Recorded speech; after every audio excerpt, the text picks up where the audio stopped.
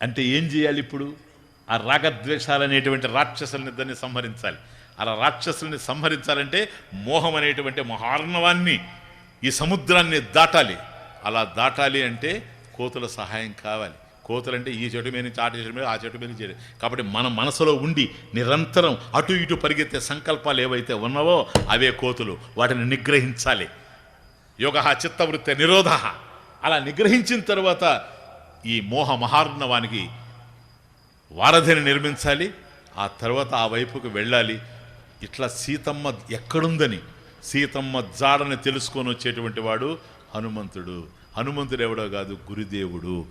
కాబట్టి సీతమ్మకి రాముడి యొక్క జాడ చెప్పేటువంటి వాడు కనుక మనకు భగవంతుని యొక్క చిరునామా తెలియజేసేటువంటి వాడు గురువే కానీ మరొకటి కాదు. కనుక హనుమంతుడు గురువుగా మధ్యలో వారధిని నిర్మిస్తాడు జీవుడికి దేవుడికి.